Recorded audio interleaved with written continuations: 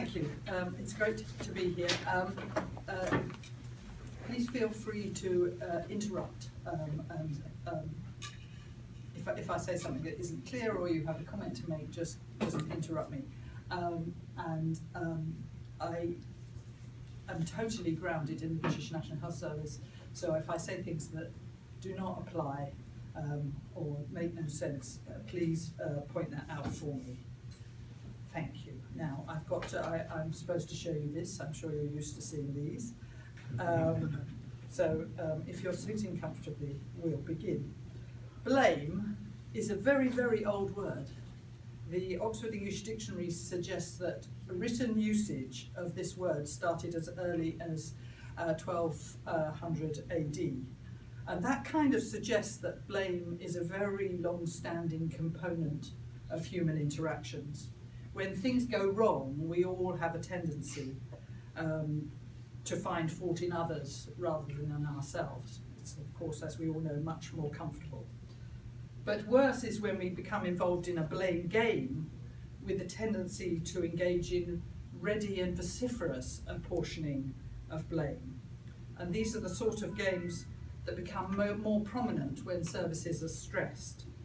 In the UK, the ideological imposition of financial austerity has made the National Health Service come under huge pressure, and blame games have been rampant, with almost every player in the system both apportioning and incurring blame. And yet it seems that it's always the patients and the frontline healthcare professionals who try to care for them who incur the most blame.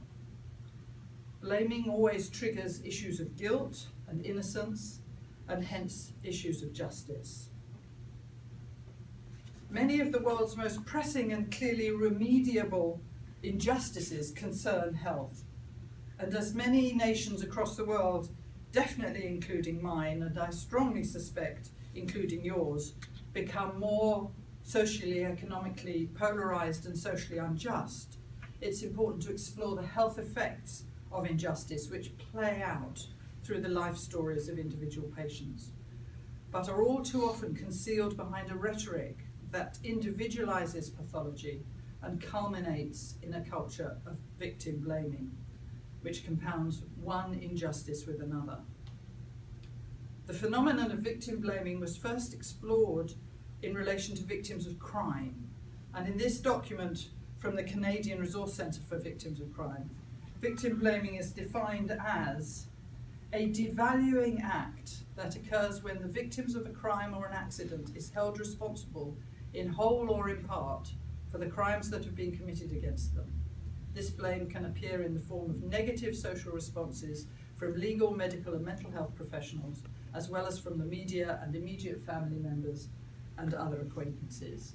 And probably the most notorious example among many others is provided by the victims of rape, who are all too often said to have asked for it by, for example, their style of dress or the time of day or something like that.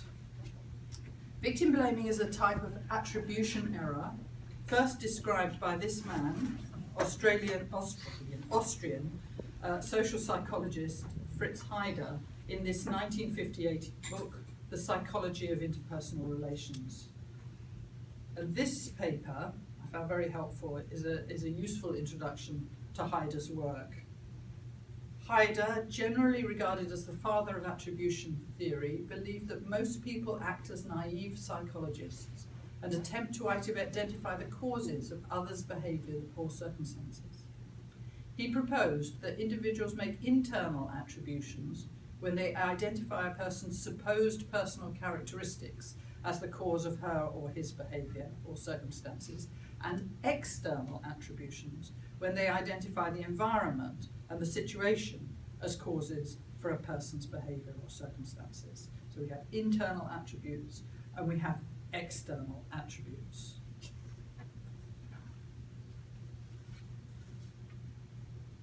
Heider stated that people are more likely to attribute their own failures to environmental external attributes and their own successes to personal attributes. In contrast, people may have a tendency to do the opposite when judging others. The Canadian document makes the same point. The attribution error occurs when individuals overemphasize personal characteristics and devalue environmental characteristics when judging others, resulting in victim blaming. People who make this error view the individual victim as partially responsible for what happened to them and ignore situational causes. So-called internal failings take precedent over situational contributors in judgment of the subject. On the contrary, these people may have the propensity to attribute their own failures to environmental attributes and their own successes to personal attributes. I certainly think I have done that from time to time. But I hope we can, yes please. Is there a difference in gender with regard to this? Because some of the stuff, go ahead. That's a very interesting question, isn't it? What would be your... Well, I've read Deborah Tanner, who talks a lot about socialization and how men and women are different. Yeah. And that women tend, because we play in groups, and men, and sports was the thing that, and I've experienced this. I mean, men play sports, they play softball in town, and, they play as hard as they can, and they go out and they slap each other and butt go up for beer. And I vividly remember playing softball, and there was a weak infielder, and I hit the ball at her a bunch of times. She didn't talk to me for 6 weeks. We went past her, she goes, "You are so mean." She goes, "You didn't," because I exposed her weaknesses, and it was because I had to make more of a whole, so that it was always the success was the team, whereas for the male team, many of the successes were the player. And so I think there's a difference, but I don't know. Yes, I think there may be, but I know no work that has done this on a gender basis, and it's very interesting. I think I should say that I do not think women are immune from attribution errors. Absolutely, absolutely. They may be slightly less, and there's a gender perspective. Men may be more keen to attribute internal failings when they're talking about women, and the other, there's all sorts of possible permutations, but it's interesting, and I hope we can begin to see that this sort of victim blaming extends way beyond victims of crime, and perhaps even into health. And this is the eminent US sociologist and social theorist Joe Fagan, who developed Haider's theory, studying individual, e.g. lack of thrift, such a wonderful outdated word, lack of thrift, lack of effort, I think we need a resurgence of thrift myself, lack of effort, lack of ability, loose morals, sickness, physical handicap, and societal attributes, e.g. low wages, inadequate schools, prejudice and discrimination, scarcity of good jobs, rich people's exploitation of the poor, bad luck, to explain why some people are poor. Those who attribute misfortune to individual factors, and this is one of the key points, appear to desire more social distance between themselves and the victim, while feeling less social responsibility towards them. And we see this playing out in the sort of systematic demonization of those whose luck in life has been minimal and who end up with little opportunity and less hope for a better life. And we have certainly been seeing that in the UK as the rich get richer and the poor get poorer. Now for me it's interesting that, and that year also saw the publication of UK sociologist Michael Young's powerful satire, The Rise of Meritocracy 1870 to 2033, which has already proved remarkably prescient, and we've not even got close to 2033. The essence of meritocracy is that people will flourish according to their merits. And it's easy to see how this also works, but to hold the poor directly responsible for their own predicament, and so legitimizes widening of socioeconomic inequality. In 1958, The Economist's reviewer wrote about the book on the right, Mr. Young's meritocratic Britain, though described with ostensible enthusiasm, is an odious place. And arguably Osborne and Cameron's Britain, and especially their England, where they held greatest sway, was an increasingly odious place. And despite her protestations, our new Prime Minister seems very unlikely to make things very different. In a new introduction to the 1994 edition of his by then classic book, The Rise of Meritocracy, Michael Young wrote, "If the rich and powerful were encouraged by the general culture to believe they fully deserved all they had, how arrogant they could become. And if they were convinced that it was all for the common good, how ruthless in pursuing their own advantage. There is no better description of the current state of Westminster government and many other governments around the world, which is largely undertaken by the rich and powerful for the rich and powerful. And maybe some of your candidates might spring to mind. Too many with power and wealth, despite all the advantages of their birth and education, convince themselves that all their success is achieved entirely through their own merits and so deserved.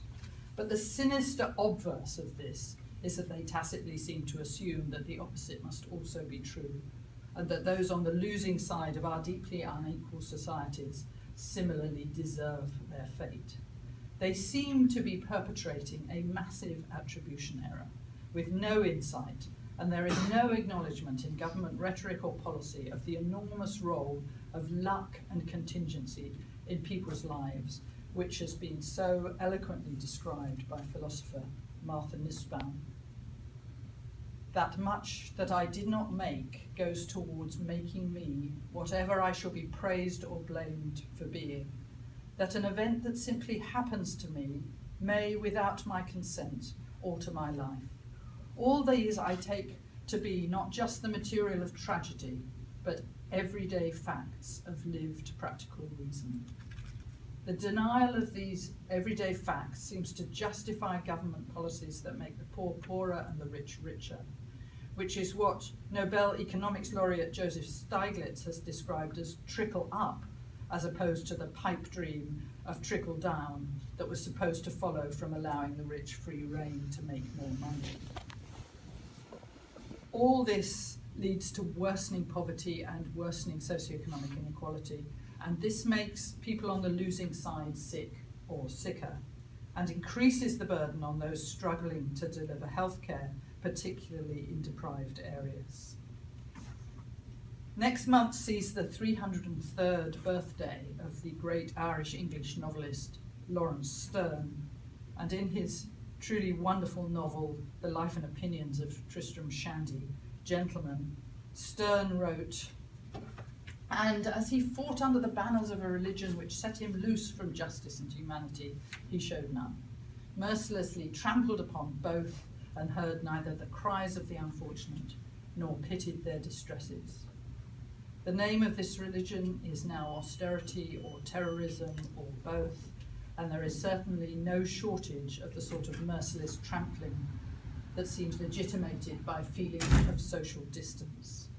The whole situation is perfectly captured by Guardian cartoonist Steve Bell.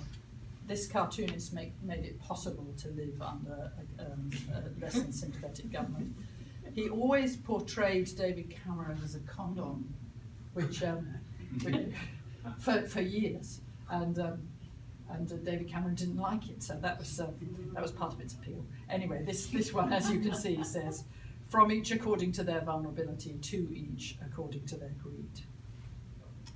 The medical anthropologist Nancy Shepherd-Hughes has been much more interested in the external societal drivers of behaviours and outcomes, and she is most interested in the external attribute of structural violence, which she defines as violence that is permissible, even encouraged. It refers to the invisible social machinery of inequality that reproduces social relations of exclusion and marginalisation via ideologies, stigmas, and dangerous discourses attendant to race, class, sex, and other invidious distinctions.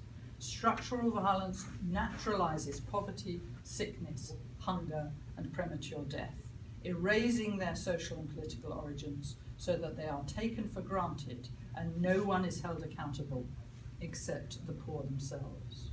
Structural violence occurs in the absence of social justice and documents the extent of Haider's attribution error within our society, with the well-recognized sequelae in terms of diminished social responsibility and increased social distance. And here, from Michael Marmot's Institute of Health Equity at the University College London, is the documentation of the stark relationship between justice and health. with life expectancy according to neighbourhood income in pale green, and disability-free life expectancy in dark green with an even steeper socioeconomic gradient. These are dramatic differences between the most deprived and the least deprived. But what Michael Marmot is always keen to point out is that there's also a dramatic gradient between the middle deprived people and the least deprived people. It's a continuum of difference.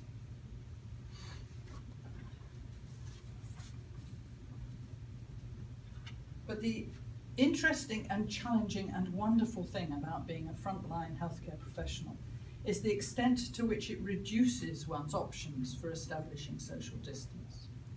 As Paul Farmer writes, because of contact with patients, physicians readily appreciate that large-scale forces, racism, gender inequality, poverty, political violence and war, and sometimes the very policies that address them, often determine who falls ill and who has access to care. This is Steve Bell again, my favourite cartoonist. This time he's mimicking an infamous advertisement that helped Mrs. Thatcher win the 1979 UK general election, and graphically depicting the health effects of the latest round of structural violence in Europe. The structural violence of poverty, inequality, racism, political violence and war cause loss of harm, work, opportunity and anticipated life story. And most of all, loss of hope. Here painted for reasons I'm completely unable to fathom on the side of a railway bridge in the deprived part of London where I used to work. Nowhere is the impact felt more strongly than among the hundreds and thousands of refugees fleeing violence and persecution in Syria, Iraq, Afghanistan and too many places across the globe. This beautiful but heartrending image is by Syrian artist Nizar Ali Badra. He used to be a sculptor, but now works arranging stones to illustrate the dreadful plight of so many of his compatriots. And it seems to me that it was a gross case of attribution error that at the beginning of this year allowed David Cameron, who was still then our Prime Minister, with such scorn to refer to a bunch of migrants in Calais. And similar errors seem to be at work almost every time one of your presidential candidates opens his mouth. Guardian writer Joseph Harker reacted to Cameron's remark by describing how Cameron has become the master of what Harker called trickle-down hate. Cameron speaks, his entourage pushes further, the media responds, and on the streets the abuse and attacks kick off. Sadly, Cameron and the Tories seem to believe that the answer to a broken nation is to break it some more. And if this was true of Cameron, how much more true of a certain person? Victim blaming strengthens both these doors of social exclusion. The exclusion of the poor from full participation in everyday life, and just as importantly, the closing off of the elite from the rest of society. The consequent withering of social responsibility and social solidarity means that today, to a very considerable extent, the 19th century concepts of the deserving and the undeserving poor have been extended to draw very similar distinctions between the deserving and the undeserving sick. The latter being those whose poor health is described as being caused by their supposedly freely chosen lifestyle. But the more we understand about how biography modulates biology, the less this notion of lifestyle disease is dispensable. It's only in recent years that science has begun to document the extent to which physiology can be scarred, so that it becomes more and more clear that violence, trauma, and chronic stress should be viewed as fundamental causes of illness, both physical and mental, and of premature aging. Biology itself is gradually extending our understanding of how experiential wounds damage bodies, and as you're all fully aware, allostasis can be overloaded. The body's capacity for allostasis is limited and can be overloaded by continuous and excessive stress. And in these circumstances, the adaptive functioning of the body loses its flexibility and becomes fixed. Under extreme stress, different bodies react differently. Some develop a skin rash, some become more susceptible to infections, some develop abdominal pain, some migraine, some breathlessness or exhaustion. The problem, as Norwegian general practitioner Anne-Louise Kirkingham puts it, is that medicine misinterprets the body, which is defined as matter rather than history. It seeks solutions detached from the lived life. Are you all very familiar with the adverse experiences study? No. You mean the ACE study? The ACE study, yeah. You are? Is everybody familiar? No. Okay, forgive me while I teach my grandmother to suck eggs. Adverse child experiences occur early in childhood, include physical, emotional or sexual abuse, witnessing domestic violence, growing up with household substance abuse, mental illness, parental divorce, or an incarcerated household member. And remember, although many of these are associated with material poverty, these experiences occur across society. And such experiences have been shown to predict premature future mortality to the extent that people with 6 or more adverse childhood experiences died nearly 20 years earlier on average than those without any. In the context of a damaging childhood, the developing brain is cumulatively exposed to repeated stress responses with resulting impairment in multiple brain structures and function. This is the Adverse Child Experiences Study pyramid summarising the current state of understanding. Adverse child experiences lead to disruptive neurodevelopment, then social, emotional and cognitive impairment, which in turn leads to the early adoption of risky health behaviours, and these play out in disease, disability and social problems and culminate in early death. And we try to come in and change the world at the orange level, or perhaps, if we're really ambitious, at the blue level. But I think you can see how difficult it would be to reverse these processes at that stage. Adverse child experiences markedly increase the risk of smoking, alcohol and substance abuse, obesity, depression, self-harming and suicide, and multiple sexual partners. As Kirkingham puts it, children who more than anything have learned that they are worthless and not appreciated turn into young people who know neither their right to be protected nor how to protect themselves. These children are all too often the victims of structural violence, and yet as they grow up within our polarised societies, they find themselves blamed for their own predicament. The culture of victim blaming is intensely relevant to the delivery of healthcare, relevant to clinicians and to public health professionals. First, clinicians. This is the only known photograph of me actually consulting. It's a very much younger than me, and although I look as if I'm trying to strangle this young boy, I'm using the photo to try to illustrate the intimate nature of clinical practice. There's no place for social distance and the discrimination and prejudice that so often results. I'm looking for what Fritz Heider would describe as internal attributes right now, but I need also to be aware of the external attributes and of the particular context and situation of this particular little boy. This is one of the extraordinary photos taken by Swiss photographer Jean Moore for his book with John Berger, A Fortunate Man, an account of a country doctor in England in the 1960s. The best book ever written about primary care, family medicine that I know of.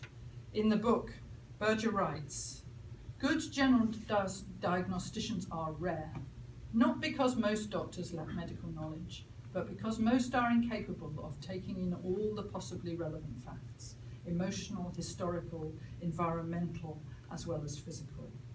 And it is very easy to miss highly relevant contextual factors. And these include the way language orders and constrains our thinking." It's a recent paper from researchers in Scandinavia. "Notice the subtle ways in which language orders perception and how language constructs social interaction. Symptoms are situated in culture and context, and trends in modern everyday life modify symptom understanding continuously. A symptom can only be understood by attention to the social context in which the symptom emerges and the dialogue through which it is negotiated. And that social context obviously includes the injustices of structural violence and victim blaming. This is Eric Cassel. We all recognise certain injuries that almost invariably cause suffering. The death or suffering of loved ones, powerlessness, helplessness, hopelessness, torture, the loss of a life's work, deep betrayal, physical agony, isolation, homelessness, memory failure, and unremitting fear. Each touches features common to us all, yet each contains features that must be defined in terms of a specific person at a specific time. None of this, as far as I'm aware, features in the sort of guidelines and protocols on which we are increasingly expected to base our practice. But all of it is absolutely fundamental to our work. Talking about the effects of financial austerity across Europe, Martin McKee writes, "For many months the political and financial aspects of the crisis have filled the headlines. However, behind those headlines there are many individual human stories that remain untold. They include people with chronic diseases unable to access life-sustaining medicines, persons with rare diseases who are losing income support and forced to care for themselves, and those whose hopes of a better life in the future have been dashed, who see no alternative but to commit suicide." But clinicians know these people. They listen to their stories every working day. In his great book, The Idea of Justice, Amartya Sen, another economics Nobel laureate, writes, "To ask how things are going and whether they can be improved is a constant and inescapable part of the pursuit of justice." It also is a perfect description of the work of a healthcare professional. It is also, at the societal level, what public health professionals do. But the problem is that too many have been duped, along with the population, into seeing health as an internal attribute, for which individuals can be held responsible. The relentless focus on individual risk factors, many of which are linked to a mythical, freely chosen lifestyle, diet, exercise, etc., have seemed to blind too many public health professionals to the societal contextual factors that damage the health and well-being of so many, so that too many public health professionals no longer seem to fulfill their overriding responsibility, which is to speak truth to power. This extraordinary man is, of course, the exception. I'm sure you all know he's not a health professional, he's a lawyer, and he sets us all an example of speaking truth to power. He spent his professional life trying to help those mostly poor black men, some imprisoned as children, who are trapped often for decades on death row in America's prisons. And in this great book, he writes, "Proximity has taught me some basic and humbling truths, including this vital lesson. Each of us is more than the worst thing we've ever done. My work with the poor and the incarcerated has persuaded me that the opposite of poverty is not wealth. The opposite of poverty is justice."